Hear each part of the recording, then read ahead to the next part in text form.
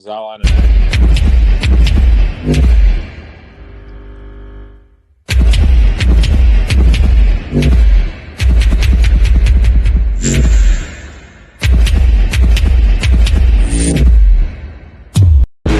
I bet on my club. Yeah, I bet on my club. Yeah, I bet on myself. Yeah, I bet on myself. I don't need you, I do it myself. Yeah, I bet on myself. Yeah, I bet on myself. Yeah, I bet on myself. Yeah, I bet on myself. Okay, dream so big that they think I'm crazy. Let out the beast, no, they can't tame me. Don't play with me, better mind your business. I cannot stop now, I ain't finished. I'ma keep on going till I got that. Okay, the way that I'ma do it, they can't top that. No way. Critics trying to hate, but I don't talk back, I know that. Plotting on the kid with the bull, tell him all that. I'm the one that I'm a gambler. Good. False start. Good morning and welcome to For Fantasy's Sake, the Quad City's first and only fantasy football show. I am your host, Doug. We are joined by Brian. Joe will be along in a moment. For Fantasy's Sake is presented by Clint's Draft House Pizza and Grill. And the For Frequency's Sake podcast network is presented by Durham Remodeling, Ryan Allison Tattoo, and Jared Zook, Country Financial. All righty, Brian. Looks like we've got a little game to open the show. Doing a little buy or sell this morning. So are we going to – I'm going to wait on that because I want to get Joe's opinion on that. Let's jump down to – let's do this one. Does Nick Chubb have enough volume to lock into the lineup? I'm not buying Nick Chubb. He just doesn't look quite the same, and it's understandable why. But it seems like Cleveland really wants to go more of the passing game. There was a stat I saw midweek this week that out of the five highest target leaders since Winston started the last 2 weeks, 4 of them are Cleveland Brown players. So that is a joke. So I don't think there's going to be enough volume for Nick Chubb unless things drastically change. Yeah, Steve, for me, I would disagree on that. I'd say that they were throwing more because of the lack of Chubb. And so now that he's back, I think that he is, he's gonna cut into that. In my mind, he's still one of the best running backs in the NFL. So for me, I'd say he's going to get enough volume to lock it. Now, will they be competitive enough in the late stages of the game for him to kind of get those run out the clock yards? That's where maybe the volume isn't where it was a couple of years ago. But for me, he's still a guy that I believe very strongly. Good morning, Joseph. What's going on, boys? Can y'all hear me? Yes, I can hear you. Okay, cool. All right. What is your opinion on Nicholas Chubb? As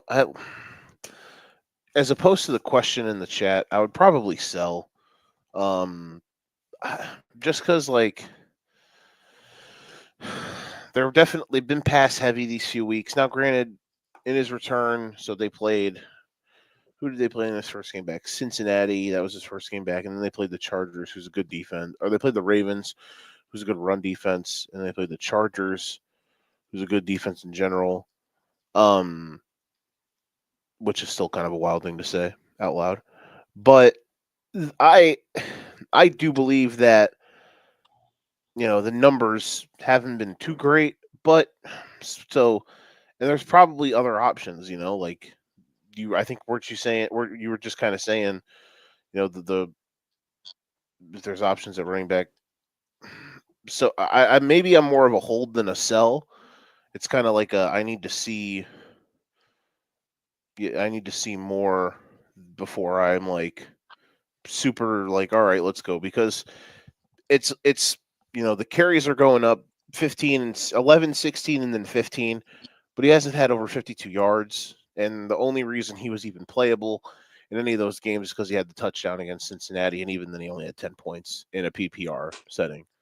So, yeah.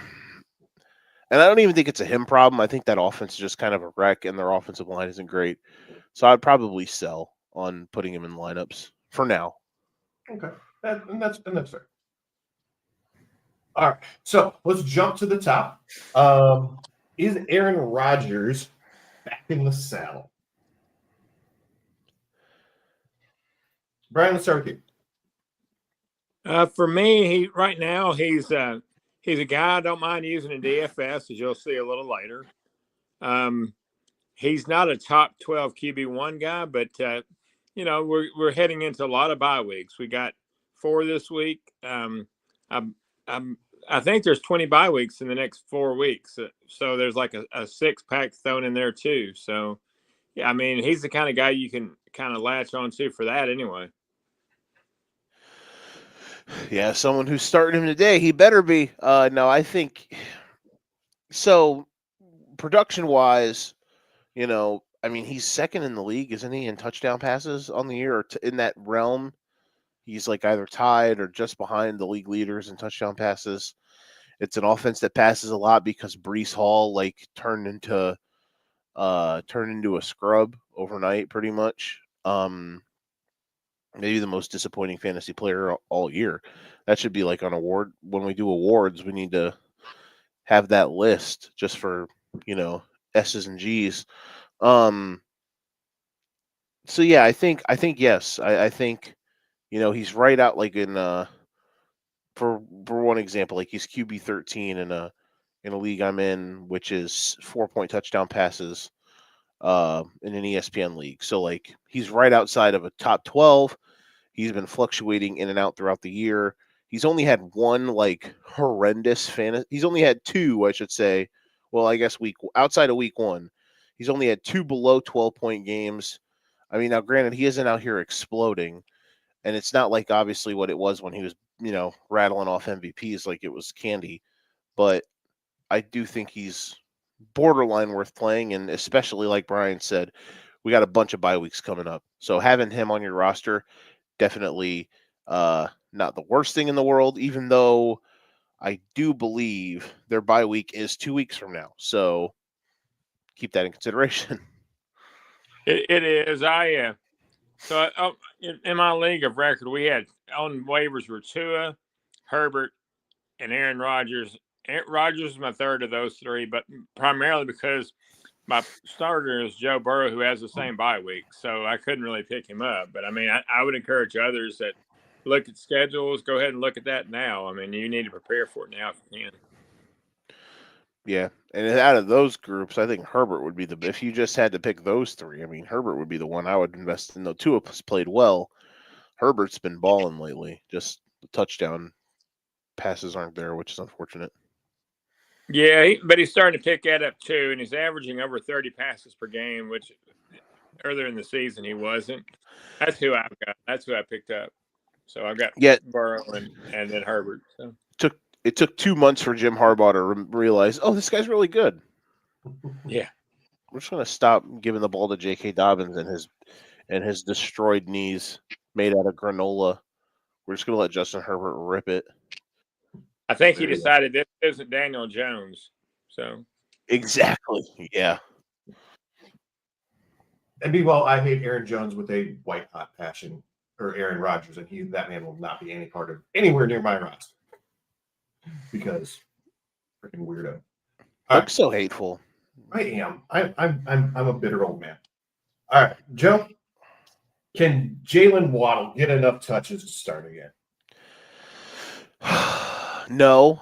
Why would it's Waddle isn't even the guy this year that is you bench him and he goes off. That's like Travis Etienne. That's what he's been this season. Waddle has just been an insane disappointment. Even in the 2 games with Tua back, he had 6 targets and 45 yards against Arizona. And then he had 2 targets, 2 catches last week. Now, granted, his yardage looks like doo-doo, but because he was involved in pitchy woo-woo, which made him finish with -4 yards, also ruined Tua's passing prop last week, which is hilarious. It's just, I don't know. It makes no sense. Why it's the fact that this offense can't scheme open stuff up for even him makes me, I wouldn't even say. I don't even want to go into the Mike McDaniel stuff because I think they should keep him. I think if he gets fired and gets scapegoated, I think that's an organizational failure. But, yeah, you can't trust it. You just can't trust it, really, at all. Yeah, I'm agreeing with Joe on this one. Tua since he's been back is dead last in yards per pass attempt. So, that doesn't help things in a PPR league. Waddle just hasn't been getting it done. But like Joe said, as soon as you sit him in a three wide receiver set for your fantasy team, he'll go off. But outside, I wouldn't rank him in the top 24 anytime soon. Not at all. You can't, because A-Chain's been their second most valued guy receiving wise. Because as you said, they're not throwing the ball downfield at all because their offense can't block. They can't block. Their offensive line are like these three pens, my hydro flask, and my cell phone. Like that's their offensive line. Like they can't block a soul, so they can't sit there and try to develop stuff downfield. Like even their RPO game gets blown up. So they gotta get weird. They gotta throw a bunch of screens. They gotta throw behind the line of scrimmage, and it worked. Like it's worked last week. Their offense looked really good. Like the fact that they weren't able to close that game out because of that stupid ass penalty Jordan Poyer took was a shame. But I mean, listen, that it's very unfortunate for that sake. But yeah, it's just he hasn't been a part of the. Hard for him to be a part of the game plan because their offensive line is pretty much like deep state agents. Well, it's not really that. They're just bad. They say that Tyreek is truly questionable tomorrow night. My question would be is if I think he'll play. But if he didn't, what kind of game would Waddle have would be my question. That's a good question. I mean, you would have to believe. I mean, God, if Tyreek didn't play against a defense that is borderline suspect, not suspect, but like not great, if Tyreek didn't play and Waddle still couldn't go off, what would happen? Exactly. But also, I don't think the Dolphins' offense is going to be operational tomorrow night at all because the Rams' defensive line is sick. Fisk and Verse are going to shout out to my FSU boys, but Fisk and Verse are going to murder the Dolphins' offense tomorrow night.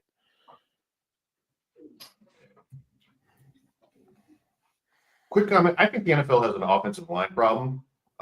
Football in general has an offensive line problem. Sorry to cut you off. There's just not enough big humans to do what they want to do.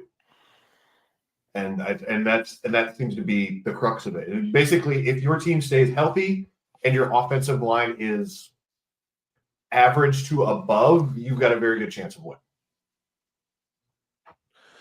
Yeah, it goes back to practice times are so limited. You especially when it comes to like certain schematic things, like you can't teach, certain things when it comes to like cut blocking because you're not going to try to cut players in practice. There's just the level of hitting and physicality in practices nowadays and time-wise, especially in the off season where you're trying to learn offenses. It's just tough. Plus, the level of athlete on the defensive line and then defense in general has skyrocketed over the last decade. You know what I mean? Like they got real bad boys back there, Yeah. Instead of like coked out trailer dudes like Bill Romanowski playing linebacker, they have athletic freaks playing linebacker these days. Like just pick your poison on some of the good linebackers like a Fred Warner just out there looking like a crazed maniac, not like a coked out maniac like a Romanowski. What a deep cut reference that is on a Sunday. Here's one. I'm impressed Romanowski. Oh yeah. Hey man, listen. There's I had to think of somebody so off the rails. I got something in my eye. Jesus Christ. But yeah, like it's just the level of athlete on defense compared to what it was even 10 years ago is way different. And yeah, just offensive line play. I think a lot of it has to do with the fact that, the CBAs and stuff limit practicing and just the way that they level back on physicality in practices, which is a good thing, but something has to suffer from it. And the one position that is the most physically takes the most toll, which is the offensive line, is going to suffer. Yeah, because like they say, it's basically being in a car accident on every play. Every play. All right, that will take us to our first break. Notice how I dodged the Travis Kelce question in the chat sheet. On the backside of that, we will play a little ultimate roster game. For frequency's sake, has you covered on all things sports. From the squared circle to the hardwood and the gridiron to the speedway, we've got something for everyone. Walk down the aisle with the boys from Cards Subject to Change every Sunday as they take a deep dive into everything pro wrestling. Head on over to the hardwood with Doug Green and Watching the W each week for all the news from the WNBA. Want more insight from Pit Row? Check out the Green, White, and Checkered podcast where they give their insight on everything happening on and off the track. Need your gambling fix? We've got you there. Dan Hancock and Gotham Gambling will help you cover the spread with the Golden Ticket Show. Football more your style? Explore the waters of NFL DFS with DFS Deep Dive with Brian Craighead and Jordan Kernan each week. More into the science portion of the game? The Professor John Bush and Dennis Michelson take you into their science lab and dissect your week in the data lab. Need to know who to start last minute? The network's flagship show, For Fantasy's Sake, is here in a pinch. The fellas come to you live every football Sunday from 10 to 11:30 Central with the week's best DFS, gambling, and lineup advice. And wrap up your Sundays with Joe Winkle and Nick Brinks as they come to you live with educated ignorance looking at all the day's action. Not enough football on Sunday? Not a problem. Kick your feet up at lunch on Monday and slip into the football lounge with Mark and Dan while they look at the week that was in news, notes, and more. For frequency's sake, you know what we mean. There's a little bar in the middle that pulls up straight up. You just pull it straight up to the sky. Yep. Okay, so that will take us. We are now back. All right. We do want to mention, as part of our Toys for Tots initiative, if you go to our Facebook page, you will see a raffle for a signed Keenan Allen mini helmet. We are trying to raise money. We are going to go shopping here in a couple of weeks. So if you are so inclined, make sure that you jump over there, take a look at that. If you would like to get on that, we will happily, A, happily take your money, and B, get that sent out. So let us know if that is something that you would be interested in. Go ahead and make a bid on that. Also, make sure that you're checking out Facebook, Twitter, and Threads. If you just want to donate to our Toys for Tots fundraiser, I don't know. DJ usually sends out the standings and updates. So I'm not quite sure where everybody is. I know I'm not first in anything, so that's about as far as my knowledge goes. All right, gentlemen, let's play a little bit of Ultimate Roster. It's not going to be fair. I'm not going to be able to see it. I think I'm going blind. I think this is it. I think this is where I die. I think this is where it ends.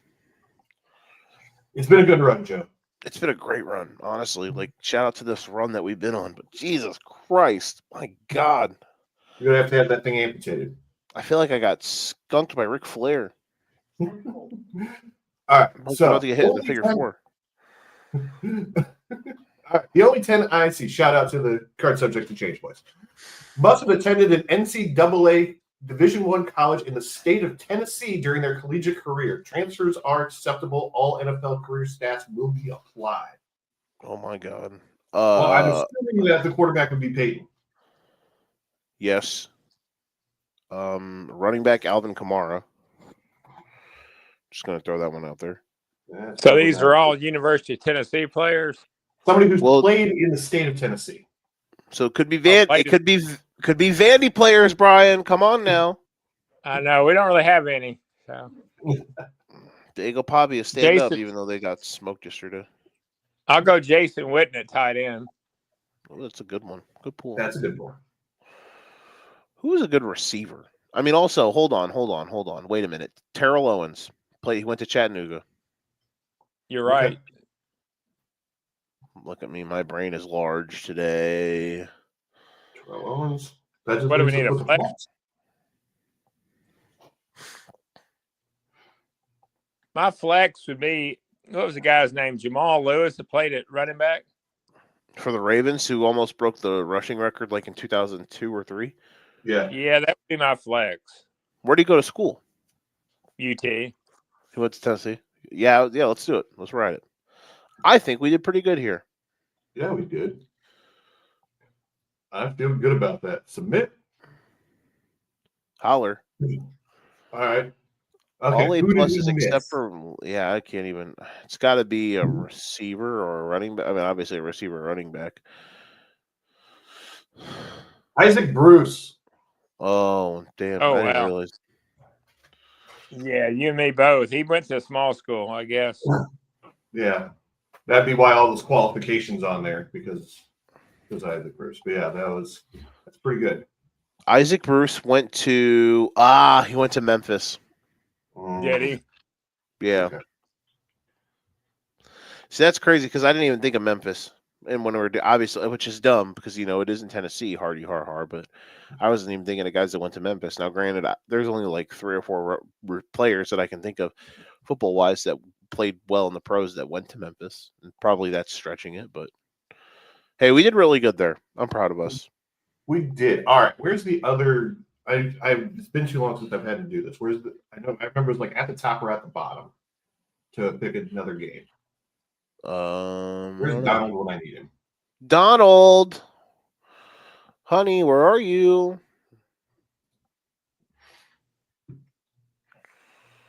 Previous challenges. Let's try previous challenges. All right.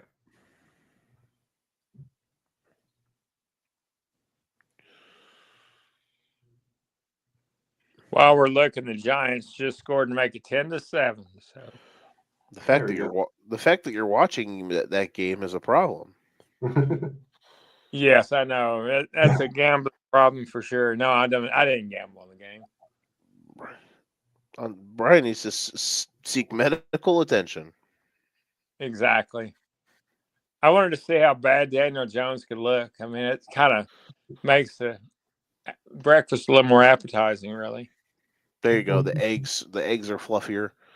The pancakes are, it all works. Poor Dayball the entire first half just sat there and shook his head.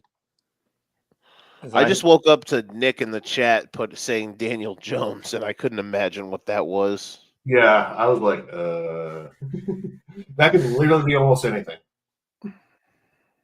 I think he's just he's shaking his head. I think he's just asking himself, when am I going to bench this dude? Can't wait for him to be the Bears OC next year. Yeah, exactly.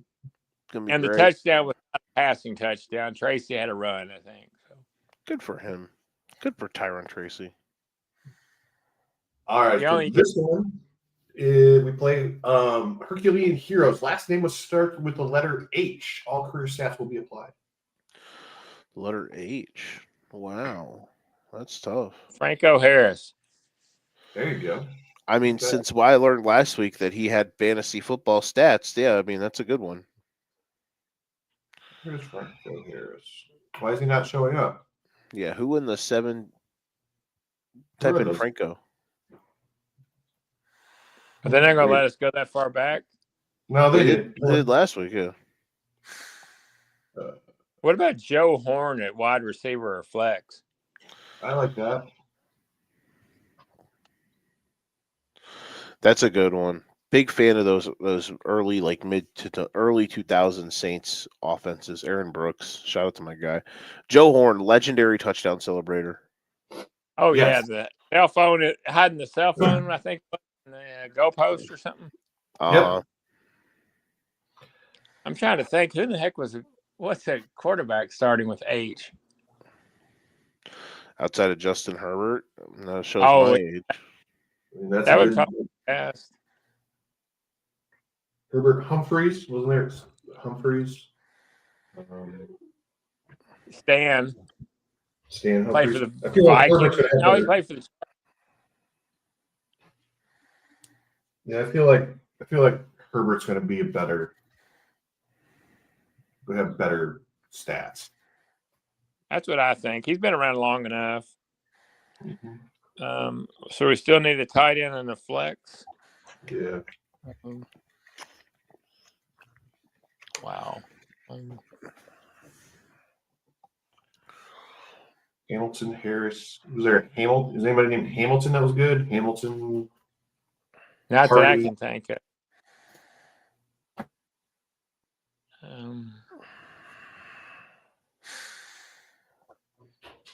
Akun Matata. It means no worries. All right. How good was Priest Holmes? Excellent. Oh, he was really good. I know he was great, but like fantasy wise, would he fit this? Oh, he would absolutely. Oh, yeah, And so it's San Antonio. So it's okay. So we have our choice between Priest Holmes and San Antonio Holmes. I'm going to go Priest probably. I'd go Priest over Santonio. Yes. Hold on. I think He had a you 2,000. need to change Joe Horn out. For San Antonio. No. Whose son with the same name is currently in the good Lord. league? Oh, Marvin Harris. Ding dong, ding dong. Yeah. I would actually leave. I might leave Joe Horn over Priest Holmes at flex. So I don't know. Priest Holmes had a couple of years where he was like the clear he had a number one. 2,000-yard season. But now Joe Horn played a long time and did a lot of good stuff. I still can't think of a tight end though.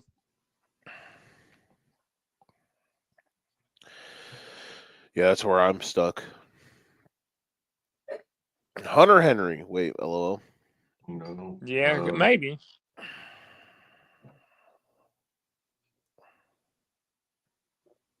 Henry's been around for a few years now. No, that was a joke. That was me being I don't think he's got enough juice. nowhere near the adequate amount. Anyone in the chat here lighting it less up, saying how stupid we are? No, there's nobody in the chat, period. Bums. Also, Derrick Henry, would he be better than Franco Harris? Yeah, probably.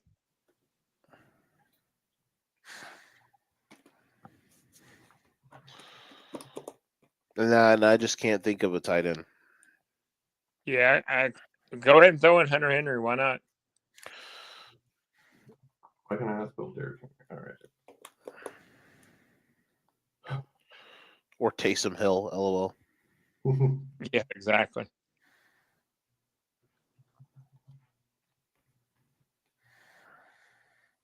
I think we did fair. What about Hulawanui? Who the no. I don't even know who that guy is. I remember making fun of the name. All right. So, Hunter Henry, dear God, help us all. It's going to be an F. All right. Whoa! All right. Look at that. Look at how good we did. Oh, yeah. But we get a B plus. Mm-hmm. Herbert was a B minus. Matt fucking Hasselbeck, get the fuck out of here.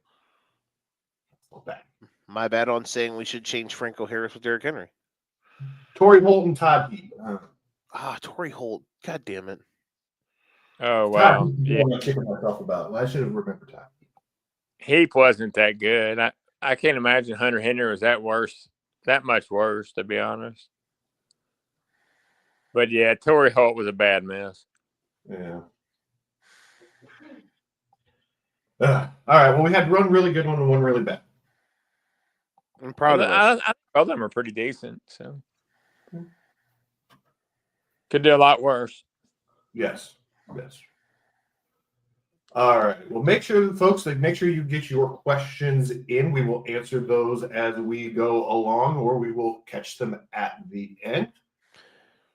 You can pick Joe. You get for the second straight week. You can pick Joe's Sinister Six game. Give us your best bets against the spread, team totals, all of it. No money line plays, though. No money line plays. All righty. With that, we'll go ahead and jump to commercial. On the backside, we'll play a little Flex Mary Kill.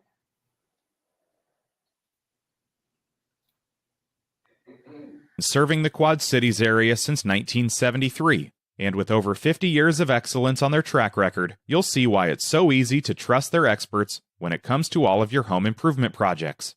This family-owned business has you covered on all your needs.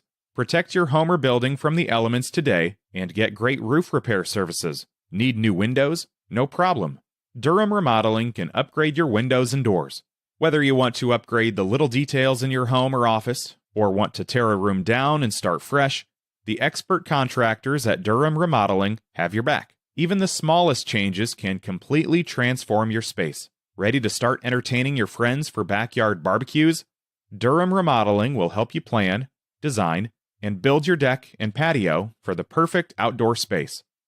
Durham Remodeling's work is 100% guaranteed, so you can rest assured that you're getting the best service around.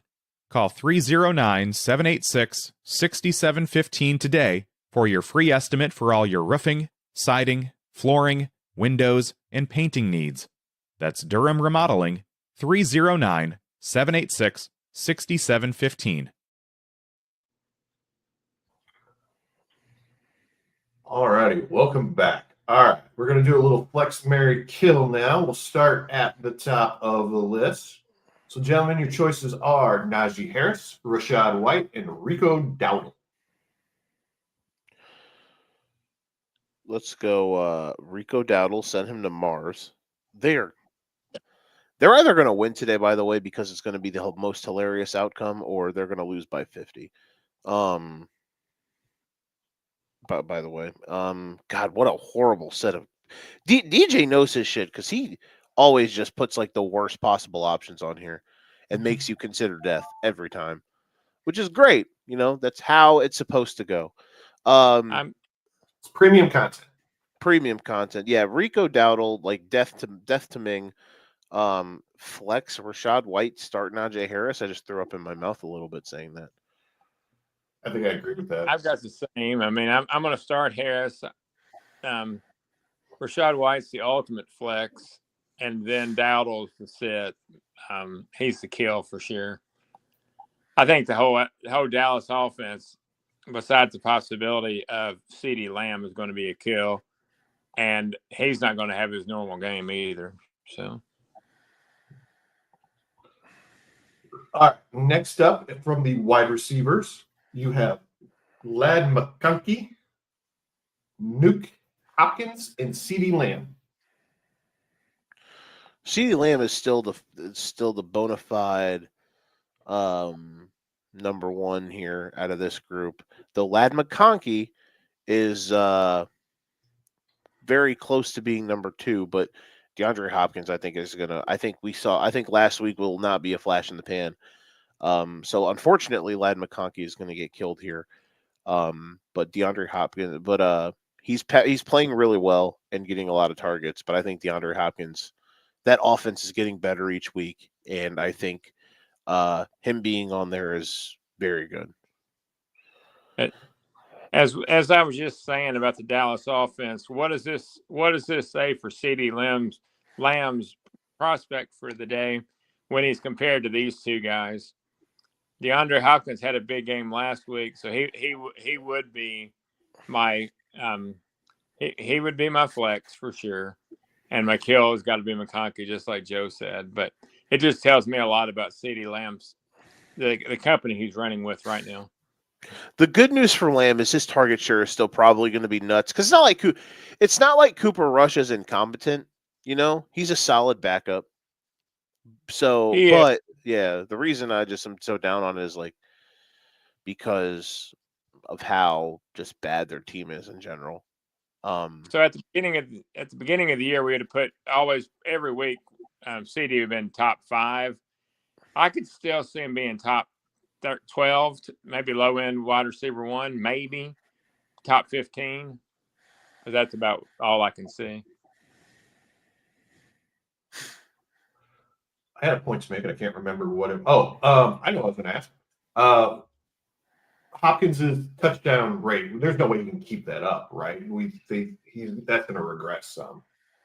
Yeah, I mean, so Mahomes' touchdown rate had to bounce back. 2 weeks ago, he was one of only 2 quarterbacks that had, I think at the time it was 10 attempts inside the 10-yard line with only 1 touchdown. So it had to go back to the means, and now it's going to level back out. So Hopkins isn't going to get all those touchdowns now. I think though, Now this week, now hold on, let me think here. Who do the Chargers play today? Chargers guess- play the Titans. So maybe Well, you have to- today you would play McConkey over Hopkins, maybe. But I do think that target share is important always. Now McConkey's going to get a lot of them, big bad lad. But I think Hopkins as well is going to be in for good target shares the rest of the year. Now that they're comfortable, they have a good plan on what they want to do. Mahomes finally has a go-get-it jump ball receiver for the first time in his life, which is wild to say. So yeah, that's just my take. A guy that had a good game last week for the Chargers is Quentin Johnston too, though. So. Yeah, he's been up and down, but he's definitely he's no longer a bust. So good for QJ. Next up is the tight ends with Dalton Kincaid, Taysom Hill, and Kyle Pitts. Maybe, just maybe, Taysom Hill. You just hope eventually he's taking snaps at quarterback for the Saints, and you can steal a week where you have him playing quarterback at tight end. And wouldn't that be something if like a playoff is decided by the Saints throwing him out at quarterback and he's still available to play at tight end? Who's coaching the Saints Fantasy this league. week? Oh God. I saw that they fired Dan Allen, but I don't know who his replacement is. I think Dan Yeah, is. That's why he's not I here think this week. That was already on the staff. I think his last name is Riz something because people I heard people calling him on a show I listened to, the Rizzler. So, yeah. Shout out to the Costco guys.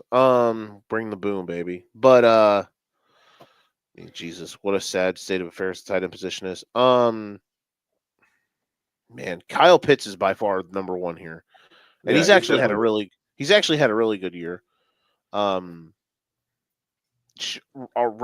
pour one out for all of our American soil Kyle Pitts jokes. I would say Dalton Kincaid is flexed, and you're killing Taysom Hill. I think that's kind of how I'm feeling. Also, though, talk about another like if we have like the Mount Rushmore of sadness in fantasy this year, Doug. Here's a segment for the end of the season. Dalton Kincaid has to be a borderline consideration.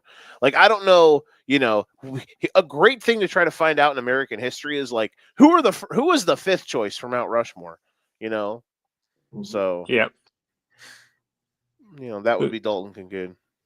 They're all three decent starts this week. That's the scary thing. That's how bad the tight end position is. But I would agree with Joe in his order. I don't always try to agree with you, but it seems like it's all I'm doing this morning. So. Wow. Thanks, Brian. That's not good for your health, Brian. I don't know what I did to him, but Jesus Christ. All right. Last but not least is our quarterbacks of Bo Nix, Caleb Williams, and Russell Wilson. Well, as a Steelers fan, I am definitely starting Russell Wilson. Bo Nix will be my flex. Caleb Williams will be my kill. But I think the Bears win, but their defense is going to do everything. So I think you just flip Williams and you're out here dragging on my team in quarterback, and I was going to praise yours. Jeez Louise, Brian, the hatred flowing through you like Anakin Skywalker.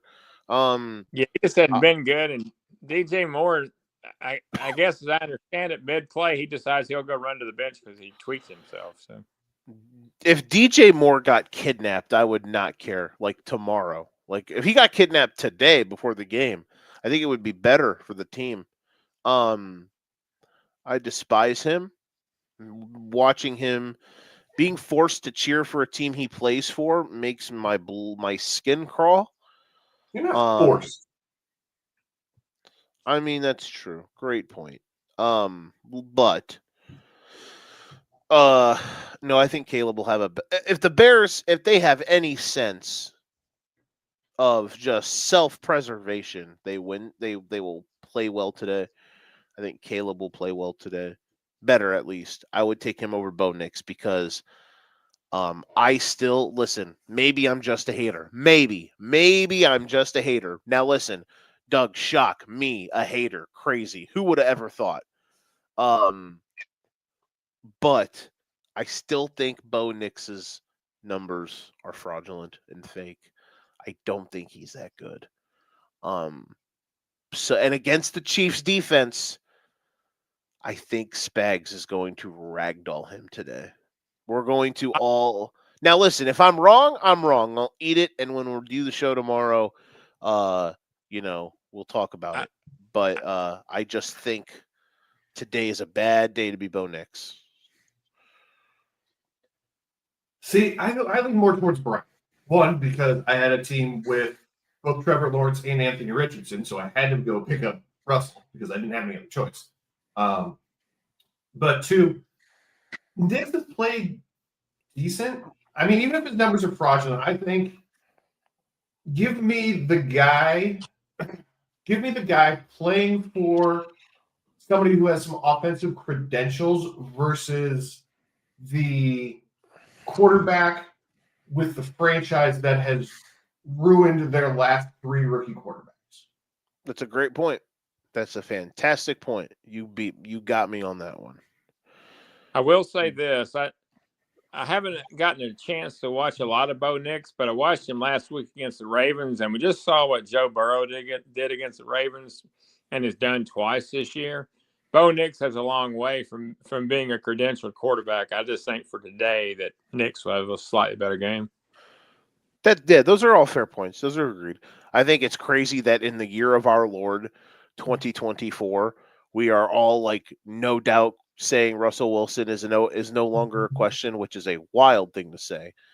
But no, that's fair. My take is just that they're playing the Chiefs today, and I think that game, there's a world that exists where that game is ugly, and it's because Bo Nix has like 75 yards and is sacked 11 times. And his head is just spinning. They get a clip of him doing the Sam Darnold I'm seeing ghosts thing on the sideline, and it's just not pretty. I bet the pass volume will be, in terms of number of attempts, it'll be fairly high because the Chiefs really do great against the run. So. All right, that will take us to the end of this segment. Again, if you've got questions, and we've only got just the one in so far, so if you want a question answered, this is your moment. So go ahead and get those in. But other than that, we will go ahead and jump to a quick commercial with our friend Jared Zook. And on the backside, we will let Brian talk a little DFS. When you're working to achieve your financial goals, it helps to have some trusted guidance along the way. Jared Zook with Country Financial is here to help you identify your goals and provide more support to work through any changes life may bring. As both a financial advisor of Country Trust Bank and registered representative of Country Capital Management Company, Jared can help you plan for your financial future. As a Country Financial insurance agent, he's prepared to help you with insurance options to protect the people and the things that matter most.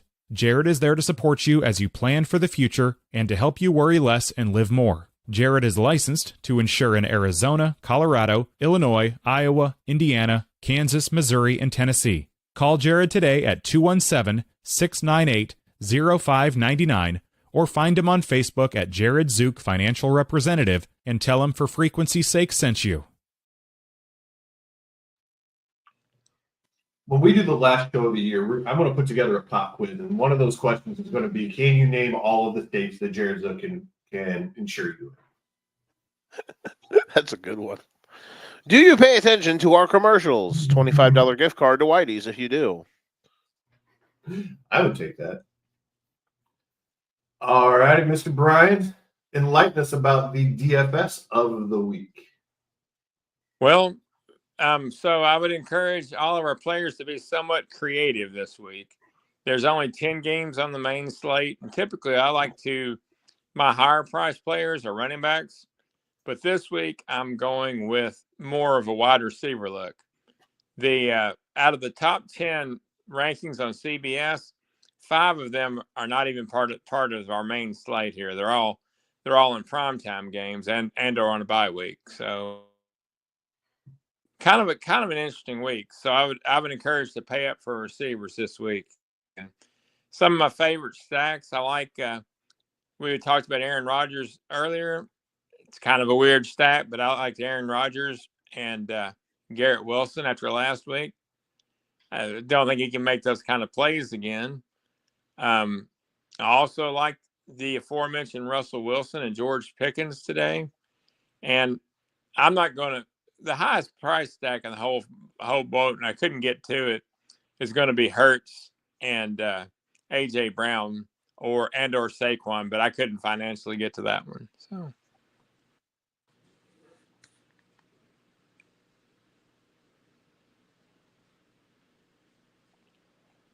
I love how the first thing was get creative. It should have been all right, here's what you do today, guys. You get in a time machine and you go back to Thursday, right? And you just play everybody that was every important name that was in the game on Thursday. And you will win, I promise. Oh, exactly. That's kind of what the problem is today. I mean, and that's where you got to be a little bit. I would always encourage anybody playing DFS to be able to be a little flexible, because, I mean, what I typically do is I look at the players that are not playing on the main slate and kind of build my main slate roster and see what I need help at. So there's several running backs out there that you can kind of tweak. I didn't get to the high end with CMC. I mean, he's the third highest on the board in regards to salary. I don't want any part of him today in regards to salary. He'll do fine in seasonal, I'm sure, but I'm not rushing him into my DFS lineup, because I still think he's going to have somewhat of a split backfield, because they should win that game fairly easy, I think, against Tampa, and I don't think they're going to give him a ton of work today. And then in terms of lower price guys I thought Sterling Shepard at the end of the Chiefs game last week, they got to get to him a little bit earlier if they're going to try to remain competitive with the 49ers at all. I mentioned Quentin Johnston. He's at 4,900. I like him. I also like Noah Brown this week a little bit against the Steelers. So Interessante. But those are some guys that you can save money on. They're all below $5,000, so save a little money there. And I don't mind saving money at defense. I know the Broncos have a tough matchup against the Chiefs, but I'd be willing to use them. And also the Steelers, they've got a really tough matchup against Jaden Daniels. But anytime I can get the Steelers at 3,000 or less, I'm going there. And the Bears are also at 3,000. I like them today too. That's not bad. Yeah, the Patriots aren't real great, and the Bears are a pretty good defense. So yeah, that's a decent play. Roma Dunze? I think they're a little undervalued at $3K, to be honest. That's a good defensive play. Mm-hmm. Roma Dunze could have a good day today. Yeah, I don't mind Roma Dunze at all. I didn't go that route, but he's inexpensive as well. I think he's 53 or 5,400. So I mean, I like him too. But what I really did is pay up a little bit at the receiver spot. Wound up on Garrett Wilson. I usually don't get the high like Justin Jefferson price, but I got him in a couple spots. So a weird stack I used was Aaron Jones and Justin Jefferson, not necessarily throwing in Sam Darnold.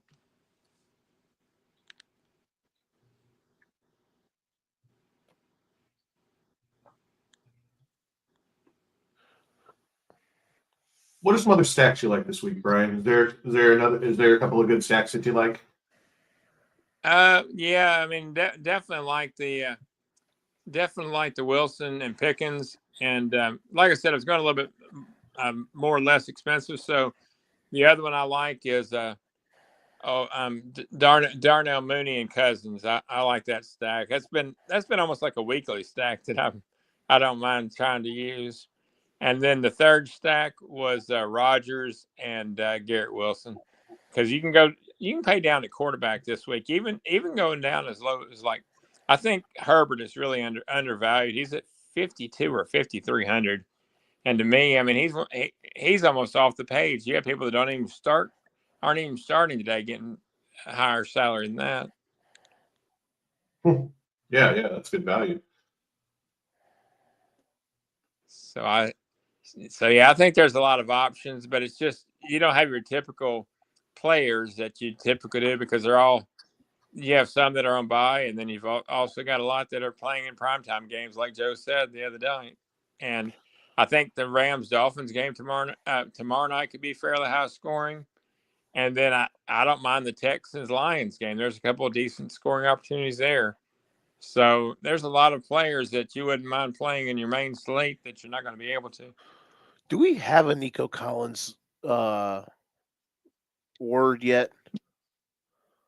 Well, he got activated off of IR yesterday, so I'm assuming he's playing. But I don't know if we'll hear any additional news between now and an hour and a half before game time. Yeah, I heard he's still very much a game time decision. Yeah, I could see that, but I think you've almost got to roll unless you got somebody, moderately close to him in terms of playing ability. I don't know who you'd pick up. Most of the big players in both the Texans, the Lions, and the Dolphins and the Rams, unless you possibly can pick up Demarcus Robinson and see if he's playing, Nico's playing or not, that would be my best suggestion.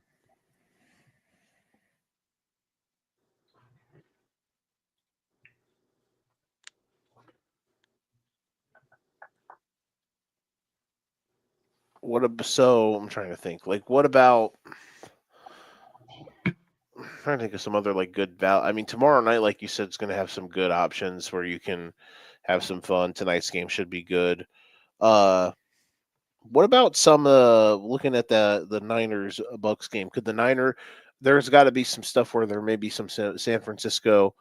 What about quarterback wise? I don't know if you did state anybody yet, but Purdy could be an option today. Maybe I think the Niners have a chance where they maybe could have a big day. Seems like they're due. I like that game a lot. That was one that I'd forgotten was a Purdy. The other stack I liked was Purdy Samuel, and I'm bringing it back with Sterling Shepard. To be honest with you, at $4,100, it's not a pretty play necessarily, but I think they're going to have to throw to compete or try to compete, and they're playing at home, so I don't think they're going to completely get. Some people are saying it's going to be a complete blowout, and it may. But Baker Mayfield has been playing well all year, so I think he's going to just throw it a ton. And I could see Rachaad White, since they're probably going to be passing a lot. If I had to take a Bucs running back today, it would be White, and his price tag's pretty inexpensive. So I think that's a good game to get some points from for sure. No, I think you're probably right. I think that's a good one. I think that's a very solid. Even though I despise Rachaad White, I think that's a very fair. I'm not a huge fan of White either, but I picked him up in a trade 2 weeks ago in our league of record. I picked him up for Michael Pittman. So. By the way, football trade in 2 years. You haven't done what in 2 years? I haven't made a fantasy football trade in 2 years. Attaboy. Hey, shout out to. I don't make trades that much. Shout out to Chuba Hubbard, by the way, for getting paid and balling today. Yeah, what's his yardage? He's over. Yeah, he's over $130. Well, the Giants are trying to compete. That's hard for them to do. The Giants are trying to get everyone fired and draft a new quarterback. Malik Neighbors just went down. Oh, great. Cool. Fun. So in our staff pick'em league, I've had a streak I have gotten every week right up until this week. And mostly my strategy has been picking against whoever plays Carolina. But it looks like that streak, 10-week streak, is coming to an end today. Well, I wouldn't go that far just yet. The Giants are driving, and there's still like 11 or some odd minutes to go. So the game's not far from over. But I mean, you have to remember who the quarterback is for the Giants. Exactly. I should have thought of that more. I should have looked more at the who were they playing rather than the they're just pick whoever is playing Carolina. I can see that perspective. That was on me.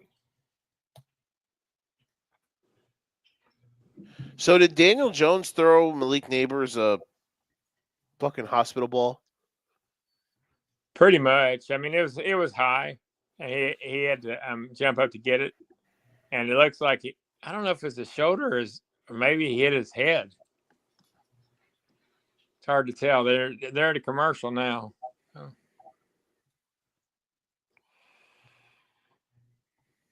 Interesting. Tough. Derek Carr and Daniel Jones should be Derek Carr should be like publicly like I think he should be lashed in public for ending Chris Olave's career. I was going to say something way worse, but hey, listen, Mike, you can't come on the air and tell people. Go ahead, Brian. We may have 11-year-old kids listening to get their fantasy football lineups together, so let's try to remain PG if we can. Now, Mike, this Joe guy just comes on here and telling people that quarterbacks should be murdered in public. Mike, you can't do that, Mike. Look at his pass rush. Listen,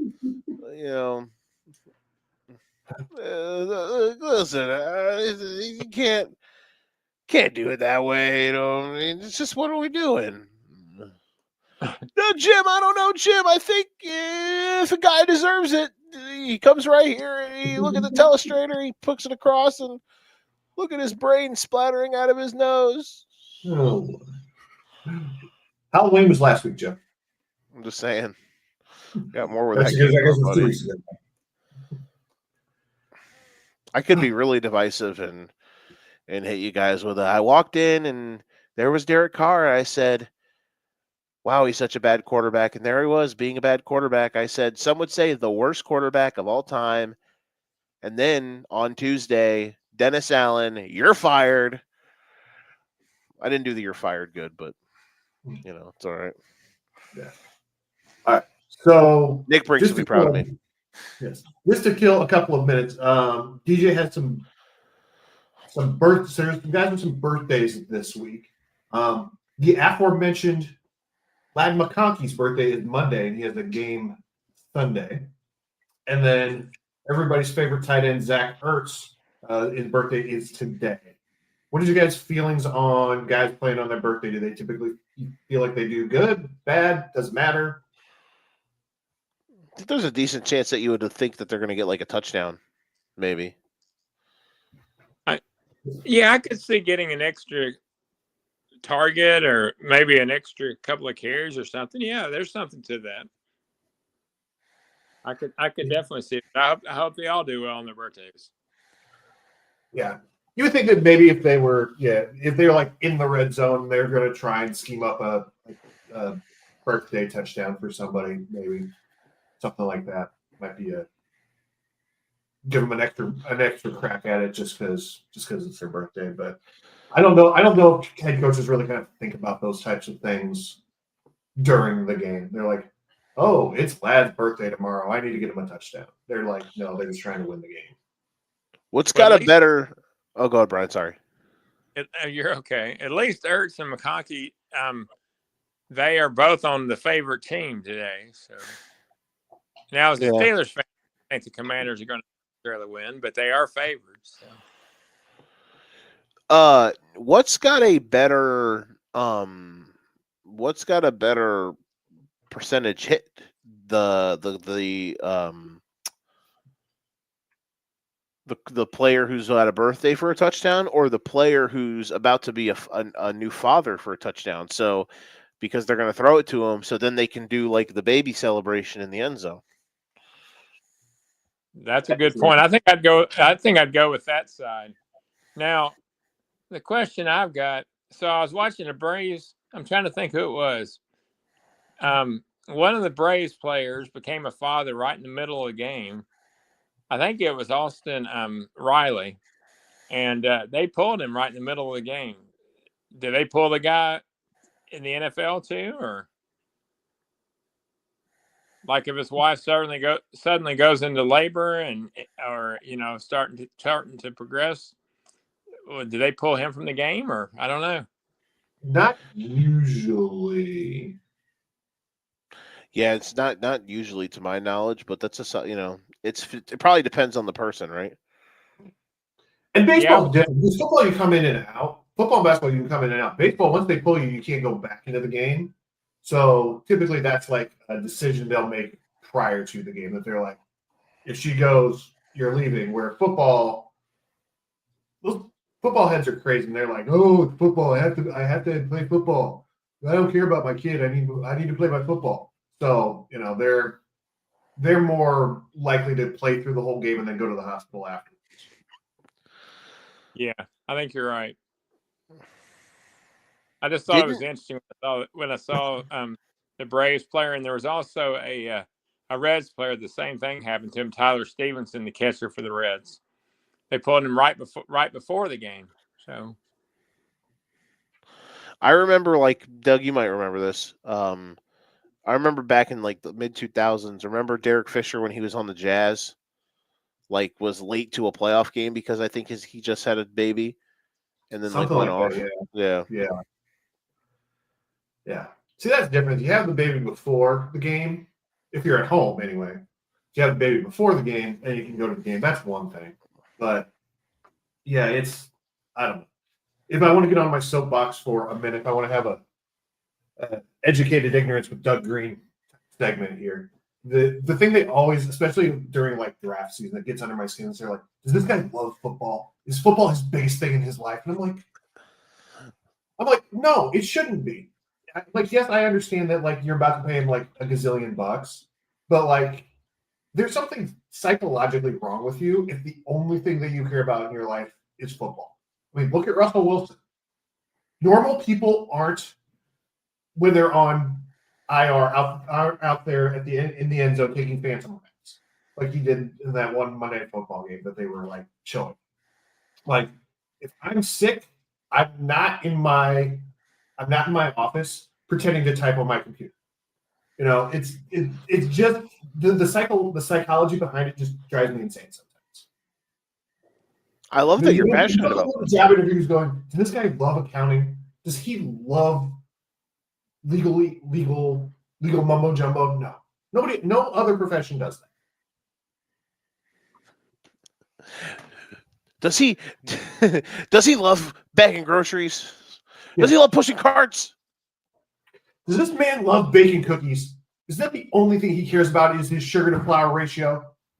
Hey man, listen. That's the Lord's work right there, Bubba. Does he prefer the reverse creaming method? Reverse creaming method. Yeah, it's like the way you make cookies. You like put butter and sugar. I don't know. Anyway, we are that on a t-shirt.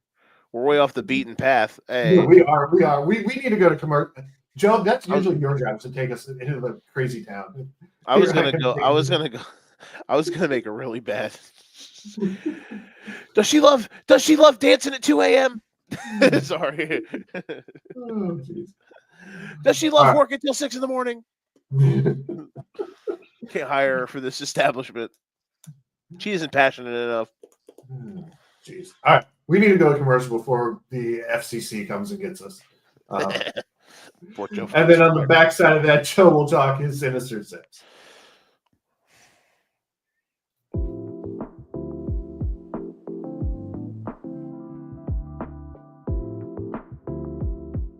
My name's Ryan Allison. I've spent over a decade immersed in the art of tattooing. Sharply honing my skills has materialized into a diverse and prestigious body of work. Each tattoo reflects my relentless pursuit of excellence, and every client I work with is a living embodiment of that unwavering commitment. I will gladly and wholeheartedly embrace your distinct vision.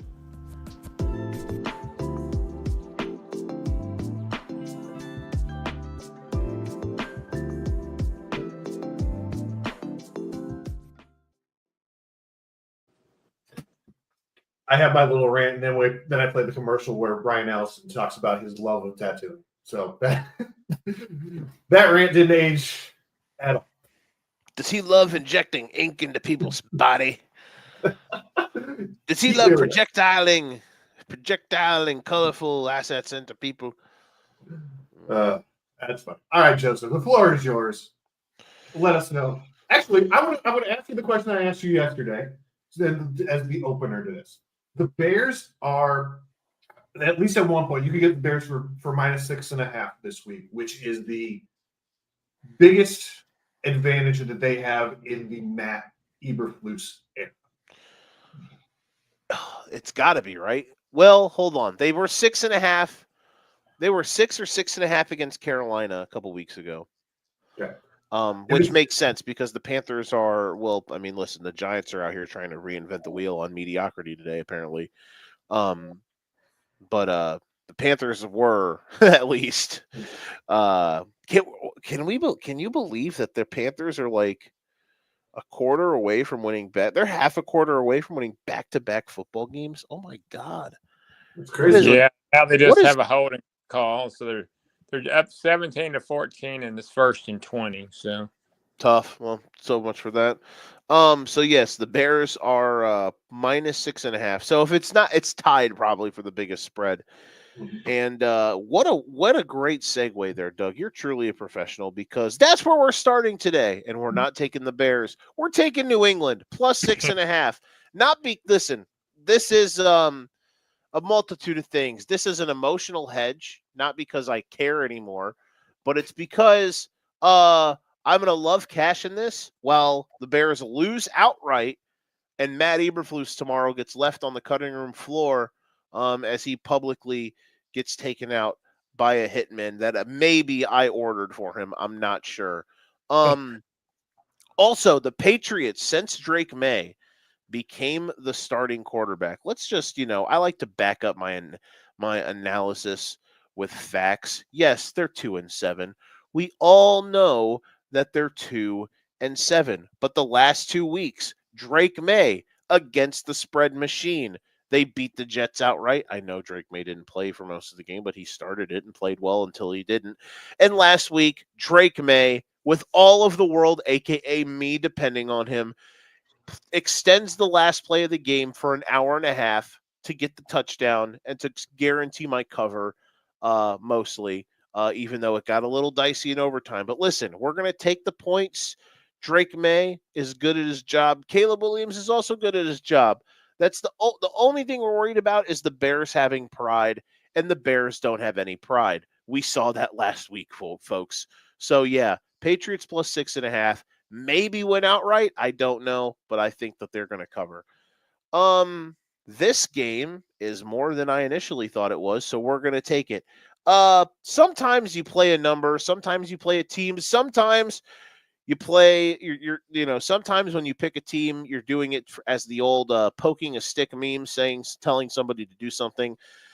That is what we're doing today with the Indianapolis Colts. Last call on the Indianapolis Colts, +4.5 against the Buffalo Bills. Now, listen, if Indianapolis loses, it's not like their season is over. But, you can't continue to just keep dropping games. This is an important game for him. I would like to think that they're going to throw the old proverbial kitchen sink at Buffalo. What I think it's going to be Flacco again today, but whether it was him or Richardson, I feel like the Bills' defense is very gettable, so I think that that's a decent number that you can cover. 4.5 at home against the Buffalo Bills. Moving onward, might have to change the trajectory on this one because I don't know exactly if this has been updated since it officially became official that Trevor Lawrence was not starting. So I'm going to check the totals, total points. Yep, no, okay, wild. All right. We're going to take the Jags to score under team total under 17.5 today against the Vikings. Like, Mac Jones is for sure starting, right? Like, that's a thing. Because I heard yesterday Trevor Lawrence might have to get shoulder surgery. Trevor Lawrence is definitely out. Okay. So Mac Jones is starting at quarterback for the Jaguars. He's not scoring more than 17 points against Brian Flores. And if he does, then I don't know. Maybe I'll drink fucking urine tomorrow on Educated Ignorance. Everybody can enjoy that one. I can't believe I just said that out loud. I'm kidding. Stay up for that. I'm gonna stay up for many things. I'm gonna annex that from the Don't worry, realms here. For that one. I'm gonna eat like one of these pens or something. I don't know. Back myself into a corner like the dude who said he was gonna eat poop for Florida State when they lost and then he didn't. That's why they suck now. So yeah, we're just gonna let that ride. I don't think that they'll score 3 times. I just don't. Color me a pessimist there, folks. But hey, sometimes you got to do what you got to do. All right. Wow, that line has dropped. I was thinking about taking them. Okay, next one. Jets -1.5 against the Cardinals. Everyone and their dad is like, think the Cardinals and Jets aren't good. Guys, the Cardinals, listen, I love the Cardinals. They are the mayor of Funstown. They are, first team, all enjoy your Sunday when you just watch the Cardinals play. But, okay, so, guys, all right here. But we're in the roller coaster. Let's go for this ride. Okay, they've won 3 straight games. Yes, congratulations, Arizona Cardinals. You have won 3 games in a row. Here are those wins. Somehow, some way, winning against the Chargers when Justin Herbert threw for 1 billion yards, but they could not find the end zone. They won that stupid-ass game. Good job, Arizona. I am proud of you. Their next game, they snatched victory from the jaws, or the Dolphins, I should say, snatched defeat from the jaws of victory, snapped the ball off Tua's nuts that goes out of the end zone. Then the Cardinals get a last-second field goal to come back from down double digits against Miami. And then Arizona plays a team who literally quit halfway through the game last week in the Chicago Bears. Listen, I'm not saying wins are bad. It's hard to win in football at any level. I'm just saying the Cardinals are due. And everyone's like, the Cardinals at home, the points, it's disrespectful. It's not disrespectful to take the Jets here. I understand people think the Jets are bad. If the Jets had a kicker, if the Jets had a better kicker, they would at least be what? They're 3-6. They'd be 5-4. They would have won the Broncos game and they would have won the Bills game if they had a kicker. So I understand that it's cool to say how shitty the Jets are, and it's cool to say, and I know they lost to the goddamn Patriots 2 weeks ago, and I know it's cool to say how Aaron Rodgers is washed. But the Jets are going to win today because I just, I think they've got some decent vibes after that game against Houston. Maybe they can kind of get a little navigation going. There was also, too, I guess in my opinion, if there was ever a time for them to finally figure it out, they have a hell of a stretch here where they can do so because their next set of games, Cardinals today host the Colts, host the Seahawks, at Miami, at Jacksonville. Boy, oh boy, that seems like a nice little runway for them to finally get their act together. I think the Jets win today, and I think they cover the number. We're only laying 1.5. And lastly, in this one, I think I'm going to keep it. Yeah, we're going to keep it. We're going to go over 43.5 in Eagles-Cowboys. Can the Eagles get there themselves? Maybe. Just 2 bad defenses. I understand the Cowboys are a mess. 35-10 gets us home. Competitive game, 28-24 also gets us home. You never know. You never know. So we are playing second straight week of pick the 6th game because I'm out here and I have no options. I wanted Bucks plus 6.5, but I was listening to a podcast and it talked me off the ledge. I asked Danny Friday night, what do you think about the Falcons minus 3.5? I don't care about the new coach theory. The Saints are ass, and he talked me off of that one. What do you think of the Chargers 7.5? Great teaser line, but that's a lot of points, I think. Now, the Titans are a disaster. It's a massive number to lay. That's my only concern. How about this, though? You know what? Great, Brian. You might have just gave me an idea. Let's go to here. Oh. Fuck it. Tennessee Titans. What's the game total here? 39. Ugh, don't like that. Let's do it. Tennessee Titans team total under 15.5. They're quarterbacked by who? Like my cousin today, who's probably not a good athlete. I don't know. Shout out to my cousin. His cousin, actually, cousin Will is going to start. Cousin Will, let's go. Tennessee Titans team total under 15.5 against the Chargers. We'll let it rip. So that's the sinister 6. So Patriots plus 6.5. Colt, God, we are betting on a lot of bad teams today. Patriots plus 6.5. Colts plus 4.5. Jags team total under 17.5. Jets minus 1.5. Cowboys, Eagles over 43. Come on, Cooper Rush. And Titans team total under 15.5 against the Go Chargers Go in Los Angeles. If these all hit, we will never hear Joe shut up for the next week. I mean, if we birdcage this bad boy today, that would be legendary. But listen, we aim for 6-0. We just know we're listen. One day we're gonna hit it. One day we're gonna hit it. Doug, your Giants pick still hanging around. They've got the ball down 3 and about midfield. So maybe. I'll just win the clock on 0, I guess. Daniel Jones just had an interception inside the 10, and they got the ball back right away. But at this point, would Giants fans be more mad if they won or if they lost? Think about it. Probably won. Exactly. There's a draft pick.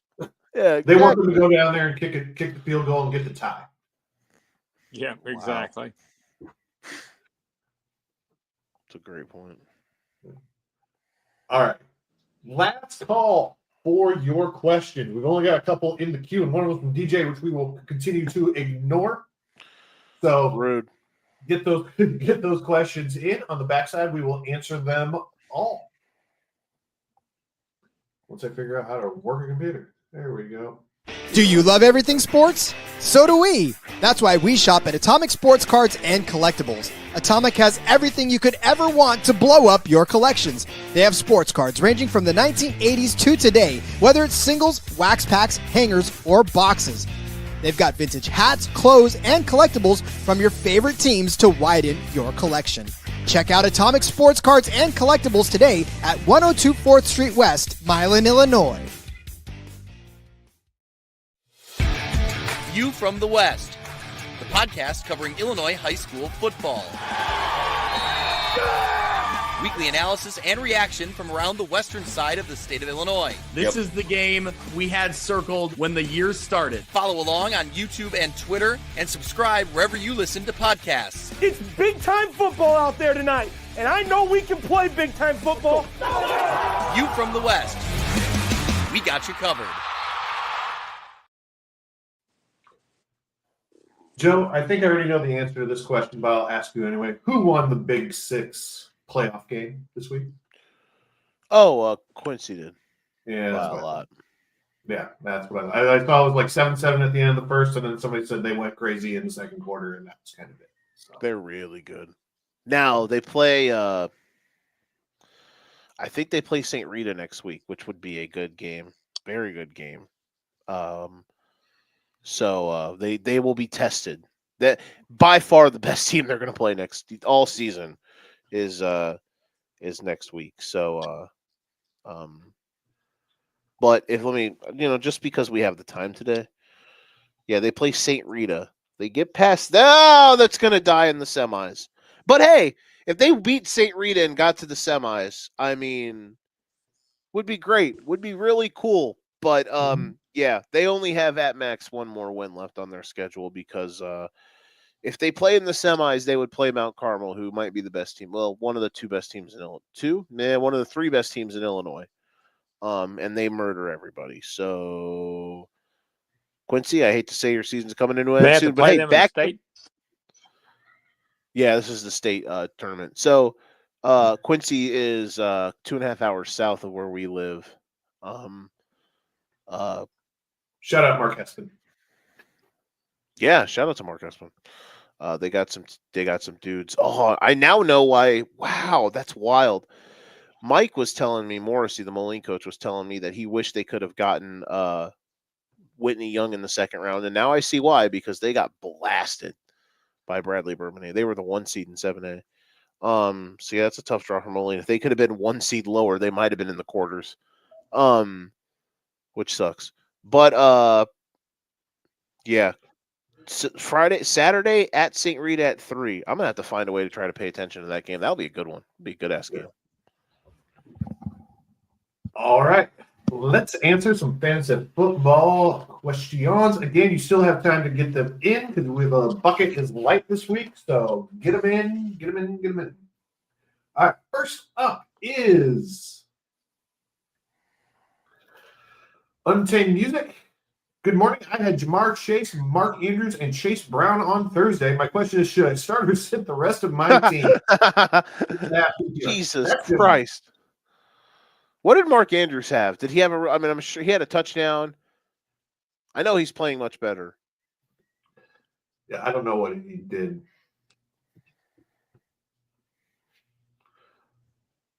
I would say I wish I could have played him with my Joe Burrow. Run up the score. I would have liked to play him with my Joe Burrow, Jamar Chase stack. Yeah. Absolutely. All right. Next up is just from Facebook user, which probably just means it's just DJ logged out. Half point PPR flex, Ramondre Stevenson or Terry McLaurin? For me, it's got to be McLaurin. Neither one of them really played well last week. They both had to rely on touchdowns, but I think McLaurin in a half PPR is going to do better. So.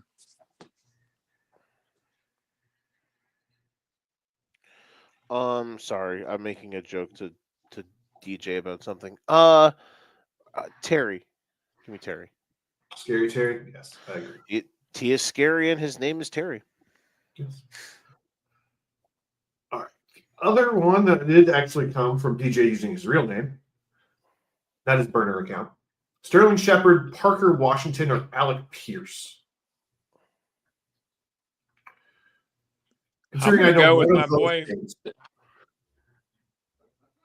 Go ahead, Brian. I'm going to personally go with my guy, Sterling Shepard, out of this three. That's the name that I know. I thought Alex Pierce was coaching the Raiders. Yeah, exactly. It's Antonio Pierce. Yeah, he's for the Colts. Parker Washington. It's not. Sorry, go ahead, Brian. No, you go ahead, Joe. No, my bad. That's a dick move. Yeah, Pierce on the Colts. Massive big play merchant. Parker Washington is on the Jags, if I'm not mistaken, correct? Correct, yeah.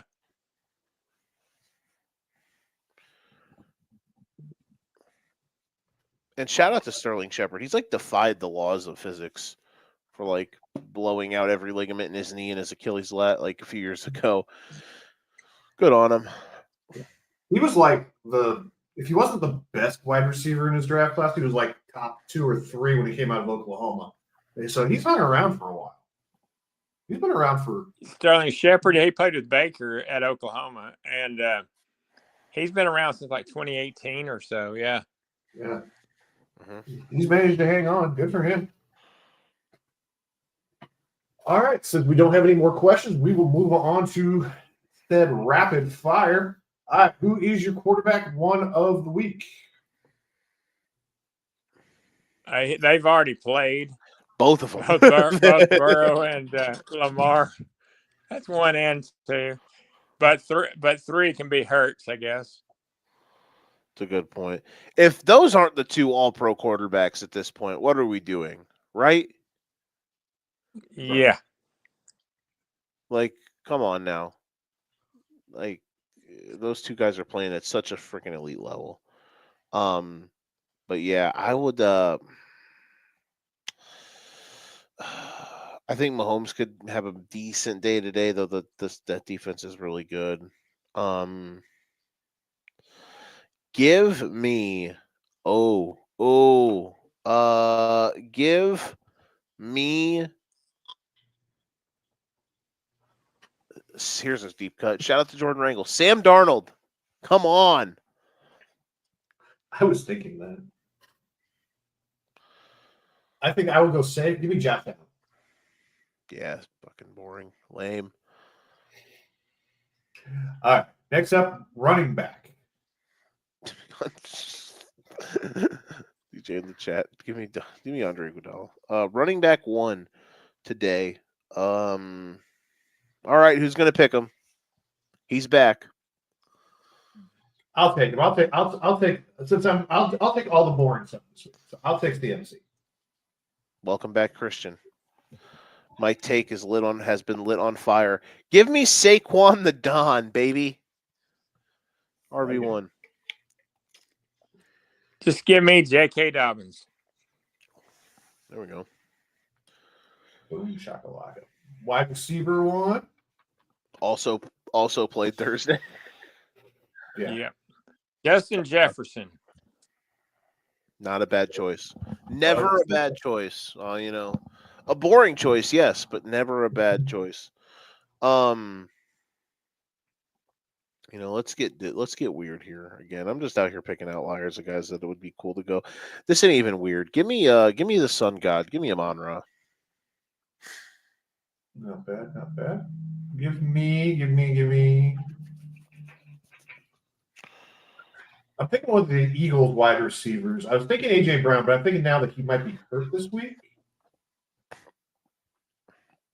So give me Devontae. But please don't play him in DFS. He's like the 3rd or 4th highest salary. Okay. Important safety tip you got. And then last, but certainly not least, we have our tight ends. Not Travis Kelce. No, I'm teasing DJ. I will go with Trey McBride, though. Shout out to him. Screw it, Travis Kelce. We're back. He woke up feeling 22 today.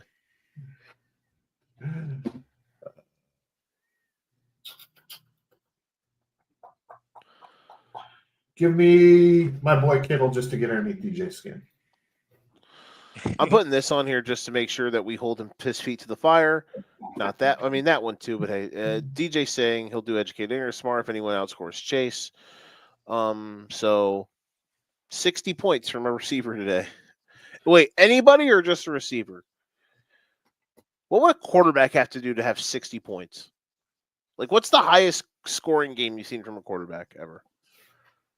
I don't know, but I'd like to think you're in a 6-point passing touchdown league to get there. I remember like Ben Roethlisberger had like 6 touchdowns one game like years ago when they were wearing the Bumblebee jerseys. He threw like 6 touchdowns and 500 yards, but it was only like 48 points. DJ said Monday Night Vic versus Redskins was like that the year where they scored the first touchdown or touchdown from the first play. I wonder how many points that was. Oh, Daniel Jones almost threw a bad pick, but that was caught. Oh, what a catch. Didn't Favre do something like that on Monday night when his dad passed? Like had a big game like that? He did. He went nuts. That's incomplete. I feel like we do like a Kurt Warner kind of number for greatest show on turf type thing. What's the highest scoring game in fantasy history in general?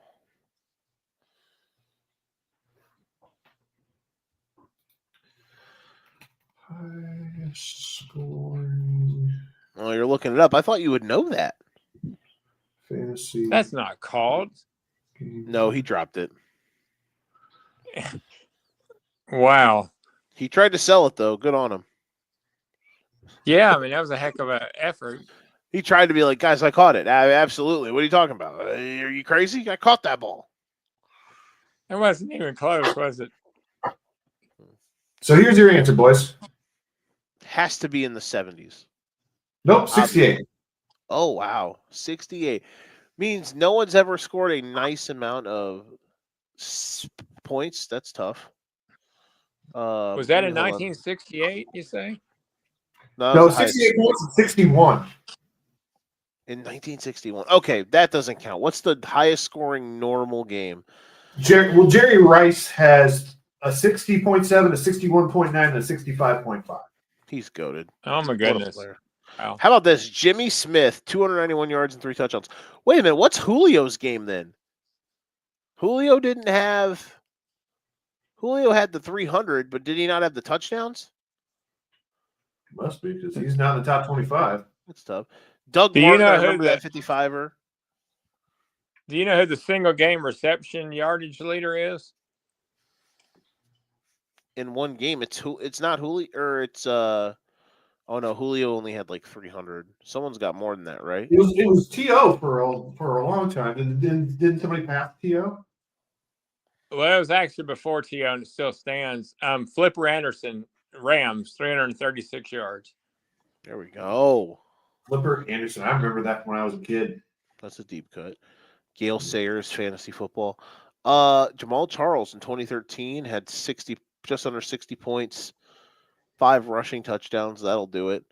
Gale Sayers. Clinton Portis. Shout out to him. Flipper is when we use the abacus for fantasy football. Is that Alvin? There we go. Is that Alvin Kamara and game? I was still playing game? Back then. No, my first year was 1996. So hold on. I love the abacus reference. That's great. Scroll down just a little bit. So Jamar Chase. Keep going. It was 19 and 20. There's Priest Holmes, by the way. Is that this year? Oh no, that was his rookie season. That's the rookie season. That was yesterday. That was Thursday. Yeah, I was about to say, does Jamar Chase have 2 of the best games ever this season? But no, 2 of the top 20 games ever is Jamar Chase, though. He's got a third game over 50 points as well. Probably last year, I guess, but 2 this year against the Ravens, and then one other one sometime. Legend, all-timer. Muscle Hamster made the list. I remember that game. He went crazy. Who was it? Doug Martin. Oh, yeah. You don't remember the rise of the Muscle Hamster, bro?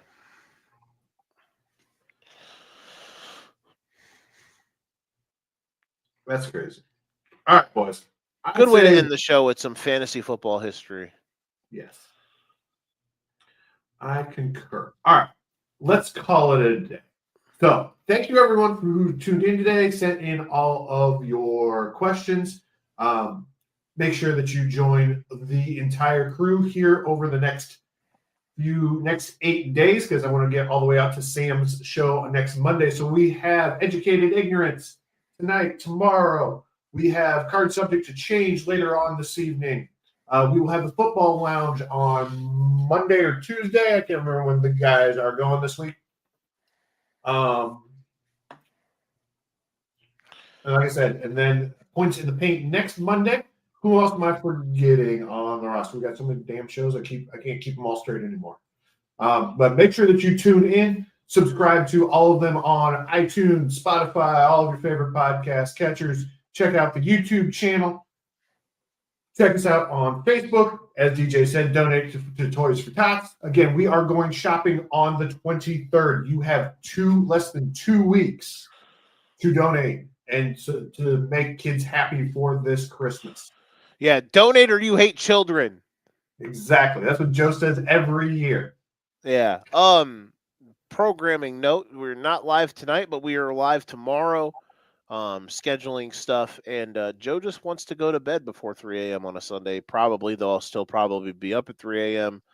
But I just want a Sunday night where I ain't got to worry about I don't know.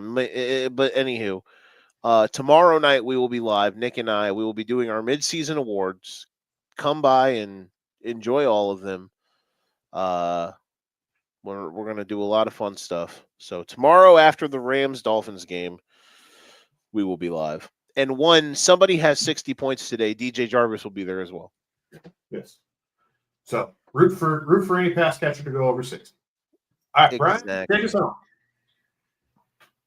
May all your photo finishes be winning ones today. All right. Thanks to everyone for tuning in. We will see y'all next week. Bye-bye. Bye. Take care.